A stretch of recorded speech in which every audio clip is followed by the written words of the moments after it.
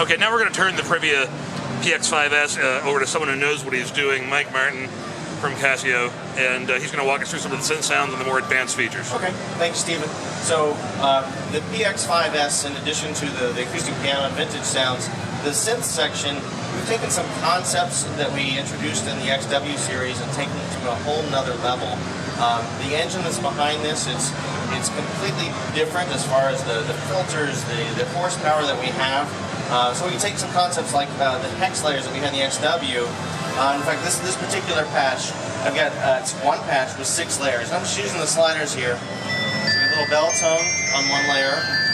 The second layer's got a key off layer. So it will respond to release velocity. And you can take these little sounds that you had there for ambience, and then you add some other textures. Oh, nice. And each layer has its own filter.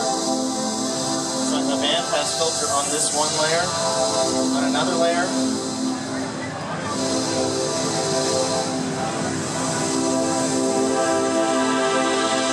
Incredibly warm.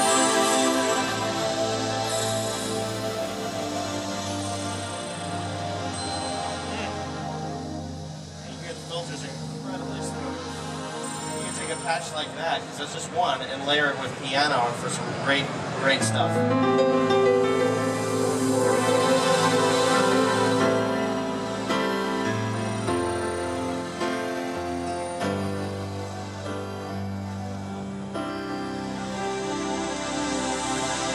So that's the first time we've heard more than one sound out of the PX5. Now I've heard hex layers on the XW, but this sounds like a completely different level from an XW. It's a different league due to the fact that it's a different engine behind it. So the filter design, the quality of the real-time control, we have things like pitch envelopes, filter envelopes, all for each individual component. And we can use multiple hex layers at once. So technically you have 14 different layers of sound if you're going to use all 4 zones on this keyboard. So that's one of the hex layer presets. Another thing we borrowed from the XW are the arpeggiators. So here's one example of that. So a nice pad.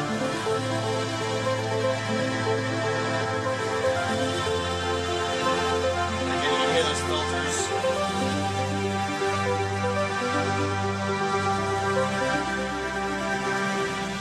Or some other concepts, there's 2 arpeggiators in this patch. Drive that. You have rhythm support too.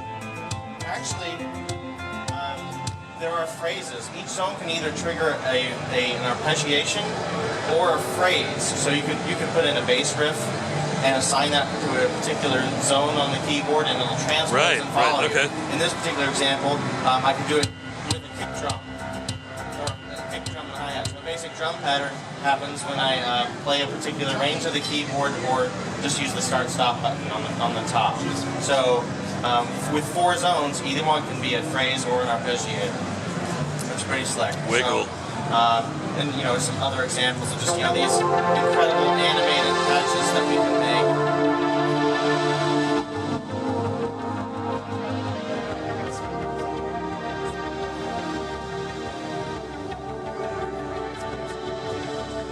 So we're still just beginning to explore the depth.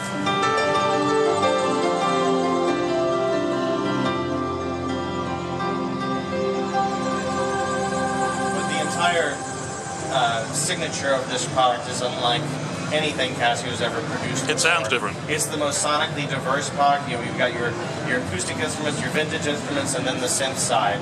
A couple other quick things.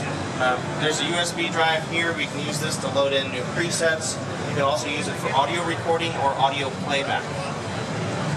So anything that you're playing, you can just hit the audio record button 2 times and it will capture what you're doing.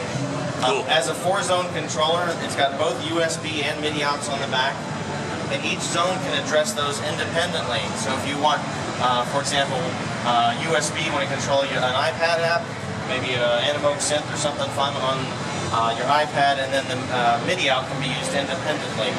So it's pretty unique control there.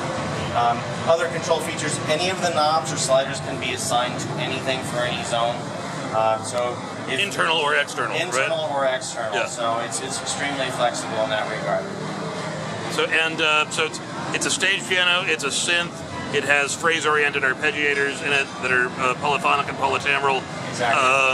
And it's kind of a do-everything gig keyboard, really. It's a 24-pound incredible machine. And how much can you buy it for? We'll see it in April for around $999. $999, so a hair under $1,000, and that is pretty amazing level of musicality and capability you get out of this. One last thing, in case you've got a guitar player on your stage. Okay. If he trips over the power cord, you can see that the unit's still running. The door over here on the right-hand side actually contains batteries. So if you're not putting your computer mouse or your trackball in that position, it's a handy place to store stuff as well. But that's actually underneath. That's where the batteries. So you can treat it as sort of a UPS for your keyboard. Exactly. Yeah, That's your UPS. exactly. Right. Wow. Well, we're looking forward to getting our hands on one for review. That's the Privia Pro PX5S from Casio. Well, thank you, Keyboard Magazine. Thanks, Mike.